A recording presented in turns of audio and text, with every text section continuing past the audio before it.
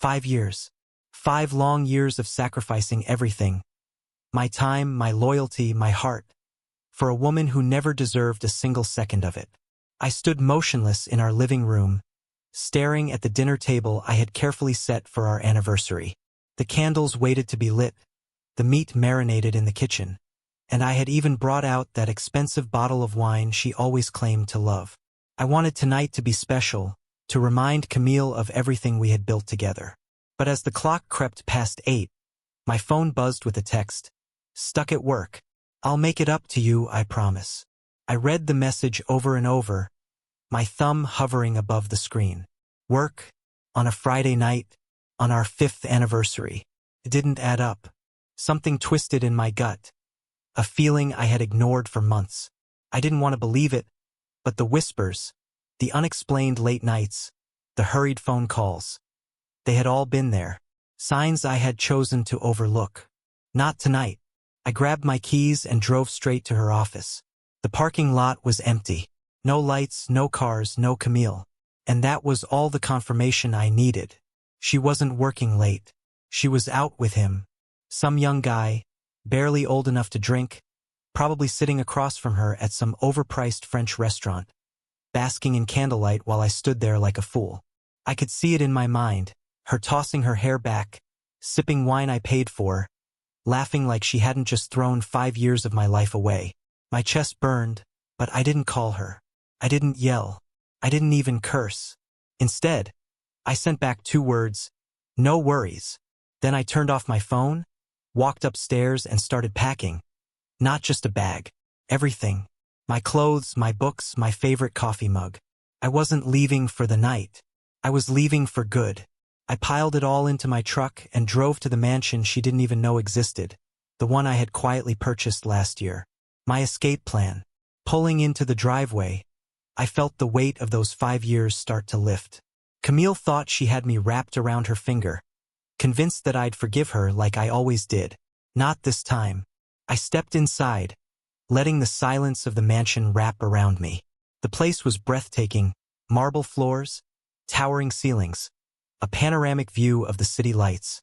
I set my bags down in the entryway, walked to the bar, and poured myself a whiskey. The first sip burned, but it steadied me. Tonight, Camille thought she was celebrating her affair while I sat at home heartbroken. She had no idea what was coming. She thought she had won. She didn't know me at all. I took another slow sip, watching the city stretch beneath me. 5 years of sacrifice. For what? For her to throw it all away on some boy who probably couldn't even spell commitment. I wasn't going to let her drag me down with her. While she was out giggling with her new plaything, I made myself a promise. She would regret this. Not because I would scream, not because I would beg, but because I was done playing the fool. The next morning, sunlight streamed through the mansion's massive windows, casting golden streaks across the marble floors. For the first time in years, waking up alone didn't feel wrong. I stretched, my muscles sore from moving boxes all night, then reached for my phone. It was still off, had been since I sent that last message. When I powered it on, the screen exploded with alerts. Missed calls, voicemails, dozens of messages, all from her. I didn't open them. Not yet. I just stared at the blinking notifications, knowing she'd come home to an empty house and lost her mind. Good. Let her sit in it. I got up, brewed a pot of coffee in the sleek, modern kitchen, and leaned against the counter, sipping it black. The bitterness suited my mood. 5 years of marriage, and she thought she could sneak around behind my back, lie straight to my face. Not anymore. Eventually, I opened her messages, a jumbled mess of desperation. Where are you? Why aren't you replying? I got home and your stuff is gone. What's going on? I smirked. She sounded panicked, like a child caught red-handed. She probably thought I had stormed off in a fit of rage, that I'd come crawling back after cooling down.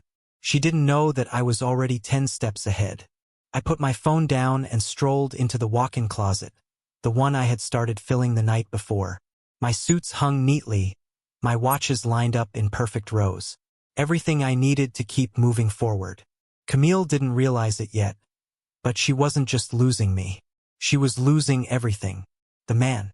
the money, the luxury lifestyle she loved flaunting to her friends. All of it tied to me, and I was cutting her off. By noon, my assistant called. "She's here," he said. Stormed into the office shrieking about where you are. Security had to escort her out. I chuckled, taking another sip of my coffee.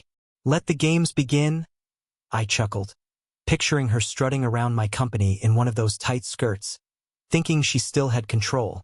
Let her scream. Let her demand answers. "Tell her I'm not there," I said to my assistant before hanging up. I poured myself another cup of coffee, unbothered. I wasn't at the office because I didn't need to be. This had been in motion for months, moving assets, closing accounts, ensuring that when I walked away, I left with everything clean. Camille thought she could have it both ways. A thrilling little fling while keeping me as her financial safety net, the man who paid the bills while she played house with some kid. She couldn't have been more wrong. My phone rang again, another message. "Please just talk to me." I didn't answer. I didn't need to. She would figure it out soon enough, when the credit card stopped working, when she came home and found the locks changed. I took a slow sip of coffee, letting the bitterness settle on my tongue. The storm was just beginning, and I was going to enjoy watching it hit her full force. Mornings were spent sipping coffee on my balcony, watching the city come to life. Afternoons were dedicated to my work, pushing my business further than ever before. I barely thought about Camille, didn't need to. She was out there scrambling, trying to pick up the pieces while I was here thriving. But I knew she wasn't alone. Not yet. Jeremy, the same kid she had thrown our marriage away for, was still hanging around. Tony, my investigator, kept me updated. "He's playing the hero," Tony texted one morning. Picked her up from a friend's place, took her back to his apartment. I smirked, reclining in my chair. Let him try. I'd seen Jeremy's type before, young, cocky, thinking he struck gold. An older woman dripping in luxury and class. Except Camille wasn't that woman anymore. No cash, no car, no lavish house. She was broke, and I wondered how long it would take for him to realize that. Setting my phone down, I strolled into the kitchen, grabbing an apple from the counter. The mansion felt alive. Every room now mine, a shape free of her clutter. No tacky throw pillows she insisted on keeping. No shelves overcrowded with perfume bottles. It was just me now, and I liked it that way. I took a bite of the apple, the crisp tang biting against my tongue as my thoughts drifted back to Jeremy. He probably saw himself as her savior, the knight in shining armor, promising her stability. But the life she wanted, designer handbags, five-star dinners, luxury vacations, was gone. Because I made sure of it. The joint accounts? Empty. Credit cards? Declined. The house she had crashed in after I left? Locks changed 2 days ago. Camille wasn't a prize anymore. She was a liability, and I doubted Jeremy had figured that out yet. Finishing the apple, I tossed the core into the trash and dried my hands on a towel. That afternoon, Tony sent another update. They're arguing outside his apartment. She's yelling about money. I laughed, picturing the scene.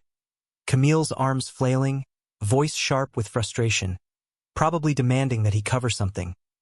Lunch, a cab, anything. And Jeremy?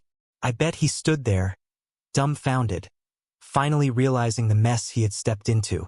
He was just a kid, scraping by on some part-time job, believing Camille's charm was enough to sustain them.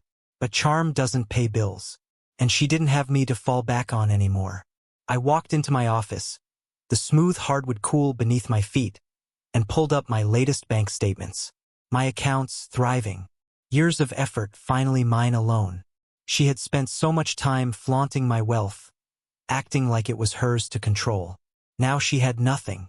I closed the laptop and leaned back in my chair, staring at the ceiling.